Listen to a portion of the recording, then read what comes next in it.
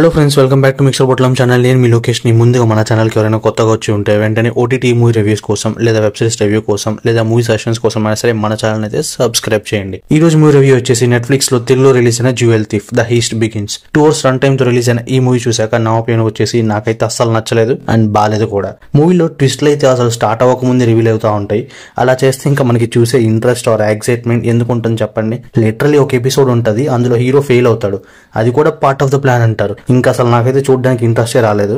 ఒక heist genre అంటే ఏం ఎక్స్పెక్ట్ చేస్తాం? ఎయిదర్ హీస్ట్ కొత్తగా ఎలా ఎగ్జిక్యూట్ చేస్తారు లేదా అన్ని మూవీస్ లో చూపించేలాగా ప్రెడిక్టబుల్ అనుకున్నా అట్లీస్ట్ హీరో ఎలా పుల్ ఆఫ్ చేస్తాడనేది ఇంట్రెస్టింగ్ గా రాసుకోవాలి. బట్ సాడ్లీ ఈ మూవీలో హీస్ట్ అయితే రొటీన్ అండ్ అందులోనూ నెక్స్ట్ సీక్వెన్స్ ఏంటనేది ముందే తెలిసిపోతా ఉంటది. ఇద్దరు యాక్టర్స్ ని పెట్టుకున్నప్పుడు ఇంకా ఎఫిషియెంట్ గా బాగా తీసుకుండొచ్చు. ఆల్సో విఎఫ్ఎక్స్ కూడా సరిగ్గా లేదు, గ్రీన్ స్క్రీన్ అనేది చాలా ఈజీగా తెలిసిపోతుంది. బ్యాక్గ్రౌండ్ విజువల్స్ బాగున్నా బ్యాక్గ్రౌండ్ స్కోర్ అయినా స్క్రీన్ ప్లే కి తగ్గట్టు ఎలివేట్ చేసి ఉండొచ్చు ఇంకా బాగా. స్టోరీ అంతా కూడా జ్యువెల్ థీఫ్ అయిన రెహాన్ రే అలియా సైఫ్ అలీ ఖాన్ ఇండియాకి సౌత్ ఆఫ్రికా ప్రిన్స్ కి చెందిన రెడ్సన్ అనే డైమండ్ ని దొంగతనం చేయడానికి ఇండియాకి అయితే వస్తాడు. ఊరికే ఇండియాకి అయితే రాడు కదా, వాళ్ళ ఫాదర్ ని ట్రాప్ చేస్తేనే అలా వస్తాడు.